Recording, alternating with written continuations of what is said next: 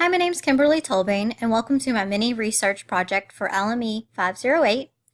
I'm going to start with my research question, which is how much book budget money should be spent on graphic novels in my school library? After reading my first graphic novel in this course and seeing it being a first for many others, I decided to evaluate how much of my school library budget should be spent on graphic novels. I chose the research method of action research. I'll use action research because we're talking about spending budget funds, and that is a local issue. The timeline for my research will be the 2017-2018 school year. The procedures to evaluate my budget for graphic novels will include discussion, analyzing, visualizing, literature review, results and conclusions, limitations and recommendations. So the discussion is going to be with the librarian. We'll discuss the popularity of graphic novels in the library, and then I'll ask the librarian if she can run circulation data to determine the number of graphic novels checked out from the library over the past year. I'll analyze the annual report for total number of books checked out and compare that to the number of graphic novels checked out. And then I'll analyze the annual report for the top 10 books checked out to see how many graphic novels there are. The librarian creates the annual report as well. Next, I'm going to create a Google spreadsheet of my data collected, and then create a donut chart with data wrapper to compare the number of graphic novels to total books checked out. I'll also create another donut chart with data wrapper to compare the number of graphic novels in the top 10 book types checked out. My literature review will be looking at journal articles from EBSCO and Eric, where I plan to look for articles that discuss the popularity and benefits of graphic novels in the school library collection.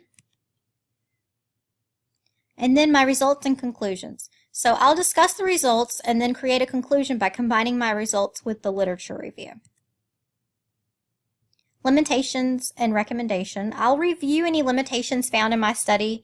I'll get those from the literature review and from my results and combine that with the conclusion, and I'll be able to recommend how much budget money my school library should spend on graphic novels.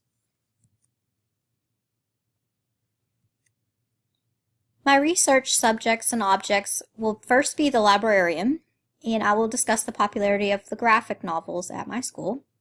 So we'll be looking at graphic novels. I'll also be looking at local school library circulation data and the school library annual report. And those will be analyzed for information about the frequency of graphic novels checked out from the library over the past year. So next big thing is the literature review. I found a plethora of articles and research related to graphic novels in school libraries.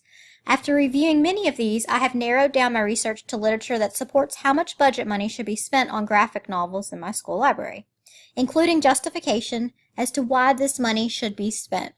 So I'm going to look at these four. The SLJ, that's School Library Journal Spending Survey. According to Farmer, the four most popular reading activities in the LMC were providing comics or graphic novels at 51%, book talking at 45%, storytelling or reading aloud at 28%, and author visits at 22%. What really stood out to me in this article was that librarians described the most popular reading activity to be comics or graphic novels at 51%. This helps support the popularity of graphic novels as a general trend, not just a popular reading activity at this point in time at our school. My next article was called Graphic Novels in School Libraries, and according to Rudiger, school libraries serving children and teenagers today should be committed to collecting graphic novels to the extent that their budgets allow. It also explains how graphic novels meet collection needs because they include biographies and other nonfiction to adventure, fantasy, science fiction, contemporary realism, and historical fiction. As with other resources, they fulfill a variety of roles from supporting the curriculum to meeting students' need for leisure reading.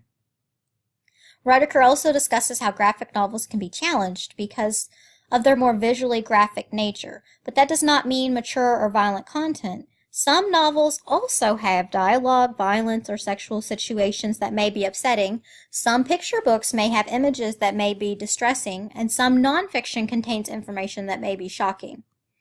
Overall, you never know who you're going to offend with any of the books in your library. So my next journal article was Teaching with Graphic Novels. Alverson explains that educators agree that graphic novels are useful for teaching new vocabulary, visual literacy, and reading skills. For weak language learners and readers, graphic novels, concise text paired with detailed images helps them decode and comprehend the text. For skilled readers, graphic novels offer a different type of reading experience while modeling concise language usage. At our school, we have struggling readers, readers that are English language learners, and also readers at or above their reading level. And then lastly, my last journal article that I referenced was called Graphic Novels, a Sure Bet for Your Library. So in this one was actually my favorite, and Heaney explains how graphic novels are an excellent addition to the library collection, with significance attributed to the usefulness, practicality, and appropriateness of graphic novels in the school library media center, with specific implications for collection development.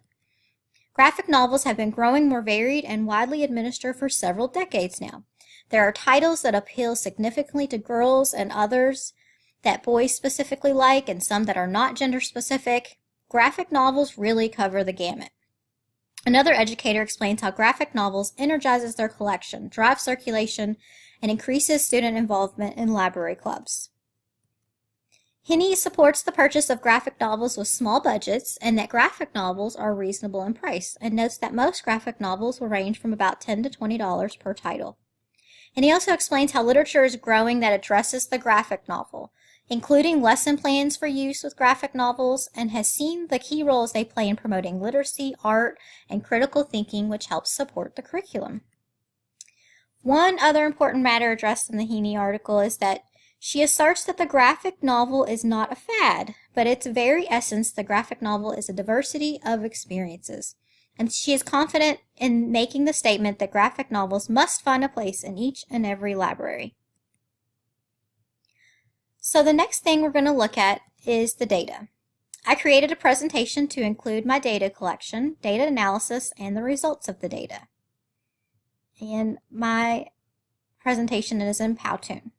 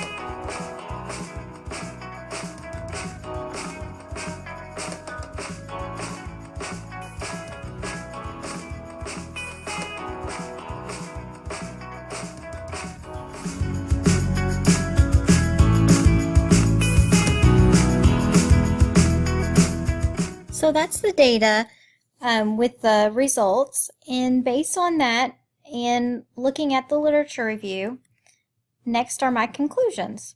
So the mission of the Fairdale High School Library Media Center is to prepare students for post-secondary education, empower students to become lifelong learners, and provide students the opportunity to appreciate literature.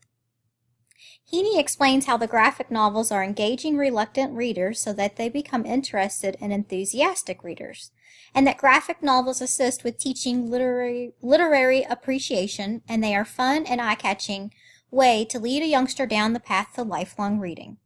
Graphic novels align with the Fairdale High School mission. Together with Alverson including all reading levels and Heaney appealing to both boys and girls, graphic novels will appeal to the majority of our student population.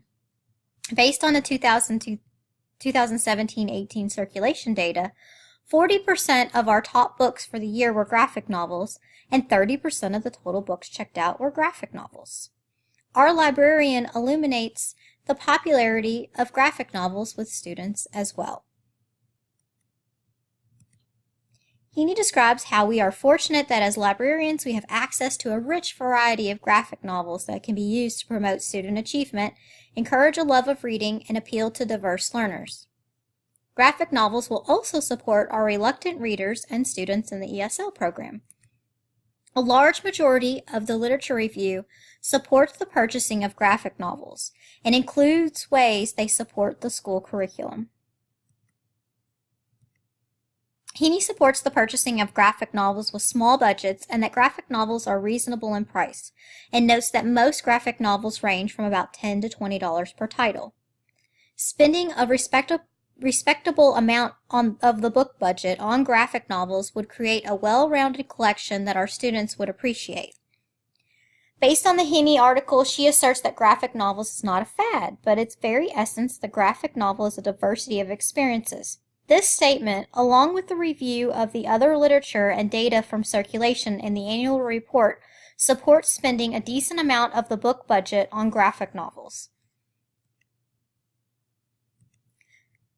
Limitations to having a large graphic novel collection include book challenges due to the graphic nature of the graphic novels.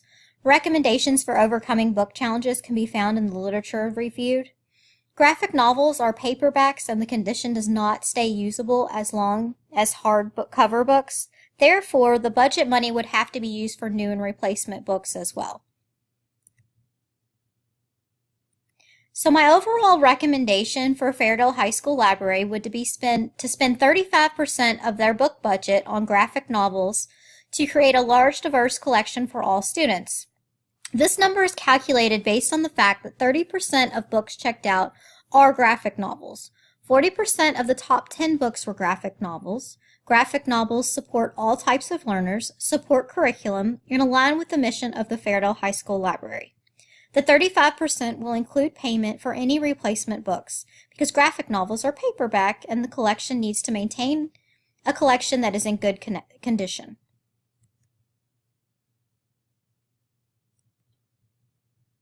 And then lastly, here are my references for the entire project.